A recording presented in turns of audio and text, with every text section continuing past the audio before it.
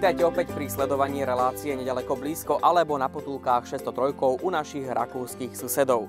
Dnešné putovanie začíname v rakúskej dedinke Berg, ktorú poznáme ešte z čias socializmu, pretože tak sa volal aj náš hlavný hraničný priechod, naša jediná brána na západ. A prečo práve tu? Pretože tu za mnou za parkoviskom sa nachádza cestička, ktorá nás zavedie na krásnu panoramatickú výhľadňu s názvom Königswarte.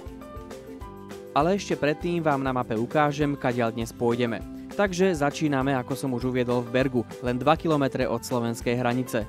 Po potulkách miestnou prírodou sa opäť Tatrou vyberieme smerom na Prellenkirchen, kde sa zastavíme vo vínnych pivničkách. Ďalej smerom na Hunsheim navštívime miestny aeroklub, no a zo samotného Hunsheimu sa vydáme do Rimanmi presláveného Bad Deutsch-Altenburgu, kde si pozrieme Rímske múzeum. Celá trasa má asi 30 km. Ale teraz už pešo na spomínanú rozhľadňu. Na kopec to trvá asi 40 minút, ale cesta z drvených kamienkov je rovná ako asfaltka.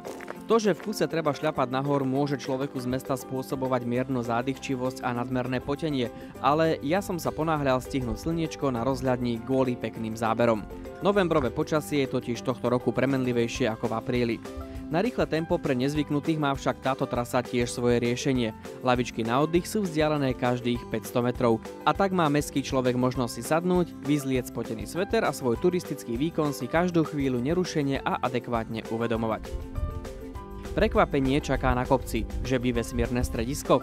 Podľa počtu satelitov a ich veľkosti by si to človek mohol myslieť. Tie satelity tu boli už za socializmu a povrávalo sa, že ich hlavnou úlohou bolo šíriť vysielanie ORF do socialistickej Bratislavy. Či je to pravda, to neviem dodnes. Každopádne ich tu odvtedy zo pár pribudlo. A pred niekoľkými rokmi aj naša pozorovateľňa, ktorá stojí hneď vedľa. Tak hor sa nahor. 10 schodov krát 4 strany krát 4 poschodia. Ak rátam správne, tak je tých schodov 160. Na druhom poschodí začína fúkať vietor, na treťom severák a na najvyššom si obliekam späť sveter a bundu. Výhľad tu hore dnes nestojí za veľa a tak si povedzme aspoň niečo o tejto v preklade kráľovskej výhliadke.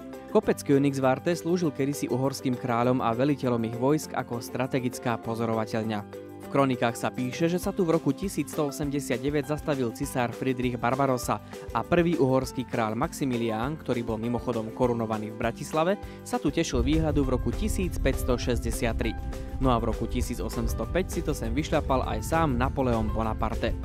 Ostáva len dúfať, že títo panovníci mali výhľad jasnejší ako my dnes. Tam niekde je Devín, tam je Mlynská dolina a tam v diaľke tuším aj Bratislavský hrad. Ale stop, čo som to zahliadol, to je predsa tá väža, ktorá trčí z kopca a ktorú ako prvú zočí každý, kto prechádza hraničným priechodom Petržalka Berg. No, keď už som tu, bola by škoda si ju konečne po tých rokoch neísť pozrieť zblízka. A tak hola hej, 160 schodov dolu, smerom z kopca to už predsa nie je žiadna námaha. Tabuľa pod rozhľadňou ukazuje 20 minút na hrad menom Pottenburg. Že by to bola moja väža? Nič iné tu nie je a tak sa vyberám po červenej značke. Hneď za kríkmi ma však čaká obora, čiže plot, cezeň rebrík a pri ňom tabuľa s nápisom Pozor, divé svine sú nebezpečné. Celý kopec Königswarte od Bergu až po Wolfstal je vo vnútri oplotený ako rezervácia pre divú zver. Vstup dovnútra je zabezpečený práve rebríkmi, ale je aj na vlastné riziko. Ja len dúfam, že diviaky sa pred kamerou hanbia. Cesta na Pottenburg vedie najskôr po asfaltke, na ktorú majú prístup len technici satelitného centra, ale o chvíľu sa ostro stáča do hustého lesa. Oznam o diviakoch urobil svoje a tak na cestičke nemyslím na nič iné, len či rodinku divých sviniek stretnem alebo nie. Našťastie sa naše cesty neskrížili a mňa po necelej polhodinke čaká ďalšie prekvapenie. Horkýže väža, vedie to skutočný hrad, vstupná brána, nádvorie a do neba sa týčiace kamenné múry. Pottenburg dal začiatkom tisícročia, presnejšie okolo roku 1050, postaviť gróf Potto z Pottensteinu v Hornom Bavorsku. Mal slúžiť ako pevnosť proti maďarským nájazdom. Maďarom odolal, ale v roku 1529 ho veľmi poškodili Turci. Postupne pevnosť opustili všetci obyvatelia a začala chátrať. Hradu dominuje 30-metrová kamenná väža, do ktorej sa dá dostať. Na prízemí je miestnosť s gotickou klenbou s lomeným oblúkom. V múroch sú zúžené strielne a na vyššie poschodia vedie kamenné schodisko.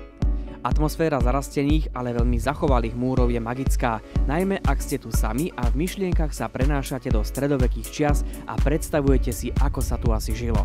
Kopec nebol zarastený, predšporok bol za ťažko prekonateľným Dunajom, rytieri tu museli znášať chlad aj hlad, nejako dnes. Za 10 minút ste pohodlne doma vo svojom paneláku. Ale nie, my sa ešte domov nevraciame. Ideme späť do dedinky Berg, kde nás čaká naša Tatra a opäť slniečko. A to je dobre, pretože ďalšia zastávka sú prelenkirchenské vínne pivničky. Z dedinky Berg pokračujeme ďalej za slnkom. Napravo nás lemujú oranžové vinice, naľavo veterné vrtule. Prechádzame cez dedinku Edelštál a hneď za ňou, za zakrutou v kopci, nás čaká šík malebných malých domčekov.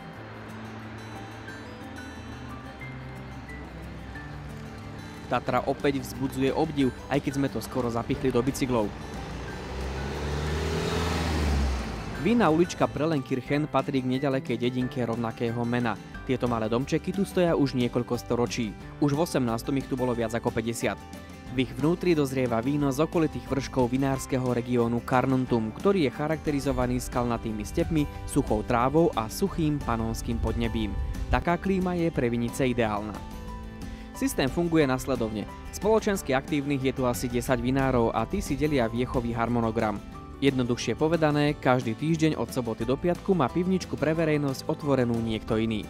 Bolo by to naozaj antihospodárne a priam do krachu vedúce, keby mali stále otvorené všetci. Takto si rok dopredu naplánujú, kto bude mať kedy službu, dajú vytlačiť kalendár a je to.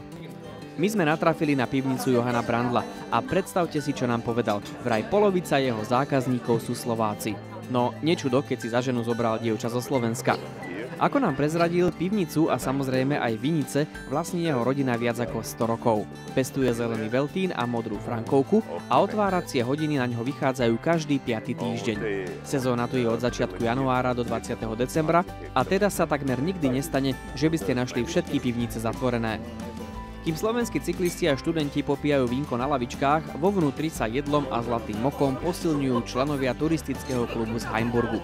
Gesund bleiben, zostať zdravý, je ich turistické heslo a vidno, že sa ho držia v každom smere. Ani ich Dunčo nezostal po túre z Heimburgu vyhľadovaný. Ja som si víno ako šofér musel odpustiť, ale samozrejme, že 2 fľašky putovali do kufra Tatrovky a tá s nimi opäť ďalej po Hradskej.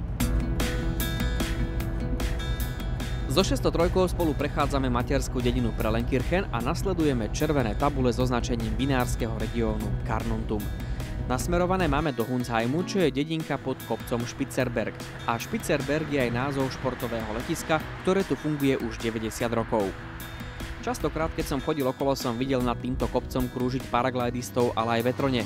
A tak sa zastavujem u Ikara, ktorý vstyčuje svoje krídla k oblohe. Páni piloti amatéri práve otvárajú svoj hangár. Tiež doteraz čakali, ako to dopadne s počasím. Obloha je však jasná a ich železné vtáky sa dnes budú na modrom nebi krásne blízkať. Spitzenberg je kolískou rakúskeho plachtenia. Prvé lety sa tu uskutočnili už v roku 1924 a o 10 rokov neskôr tu otvorili leteckú školu, vraví Wolfgang Oppelmayr, vedúci leteckého klubu. Hovorí, že vďaka Dunaju a týmto pahorkom, ktoré sú prvými kopčekmi Karpát, je pohľad z hora naozaj očarujúci. A prezradil nám aj zo pár zaujímavostí z histórie. Tak voľakedy, keď ešte nepoznali vysielačky, sa väža dorozumievala s pilotmi pomocou vlajok. A o ťahaní vetroňov na nebo pomocou motorových lietadiel v minulosti tiež nechyrovali. Hore na kopci natiahli silní muži na obrovský prak gumené lano, doňho zahákli lietadlo a vystrelili ho na oblohu ako cvok z gumipušky. Nuž, to iste nebolo nič pre padavky. Pán Wolfgang mi ukázal aj hangár so starými vetroňmi, dokonca tam bola jeden drevený z 20. rokov. A posťažoval sa, že záujemcov o tento krásny šport je čoraz menej. Ikarové túžby dnes u mladých chlapcov nahrádza PlayStation a krásne lietadlá musia udržiavať v chode ich starí otcovia. Ďakujeme za prehliadku, pán Wolfgang, a kto vie, možno po zhliadnutí tejto relácie si k vám nájdu cestu mladí dobrodruhovia zo Slovenska. A ešte jeden tip, aj tu je recepčná Slovenka, volá sa Katarína, takže jazykových problémov sa báť netreba.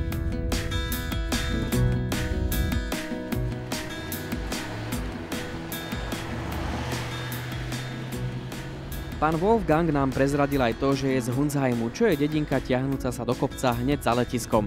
Mňa v nej zaujalo hospodárstvo, ktoré sa nachádza na jej samom konci. Je to síce obyčajný majer, ale tie múry by mu mohol závidieť hodzaký hrad. A navyše, vo vnútri nie je žiadny palác, ale opäť vysoká väža. A tu je historka, ktorú nám pán Oppelmayr prezradil. Na tomto hospodárstve sa v minulosti sústreďovala úroda z okolitého kraja a preto bolo často terčom vpádov Turkov. V snahe zachrániť si svoje životy obyvatelia Hunsheimu vybudovali túto väžu, ktorá však nemá žiadne dvere. Vliesť do nej sa dalo len po vysokom rebríku zhora, potom sa rebrík vyťahol a ľudia čakali, kým Turci nezmizli. Taký dlhý rebrík sa Turkom asi stavať nechcelo, tak zobrali len úrodu a miestnych nechali vo veži na pokoji. Touto peknou historkou sa s Hunsheimom lúčime, aby sme sa vydali do našej ďalšej destinácie, a to je mestečko pri Dunaji Bad Deutsch-Altenburg.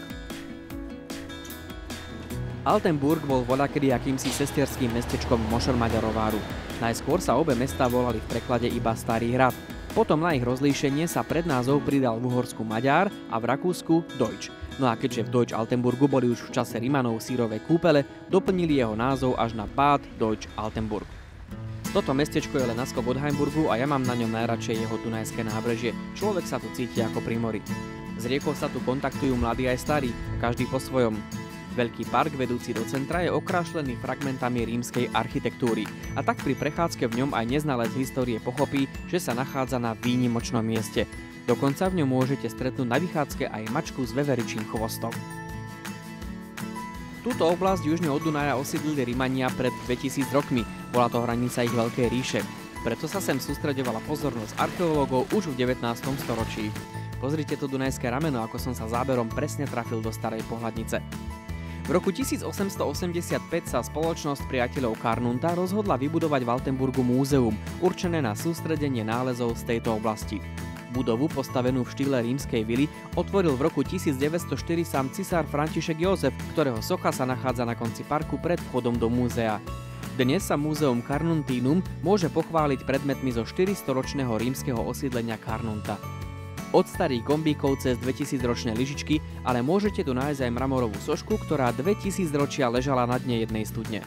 Na toto veľké múzeum si treba dopriať naozaj dostatok času, aby si človek mohol všetko pekne prečítať a samozrejme, že aj v slovenčine.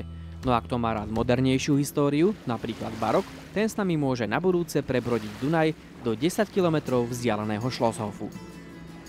Slnečné počasie nám síce nevydržalo až do konca, ale to vôbec nevadí, pretože sme za tento krásny deň stihli toho až. No a na budúce sa s našou 603 vyberieme smerom na sever do oblasti Marchfeld, čiže na Moravské polia. Dovidenia opäť o 2 týždne.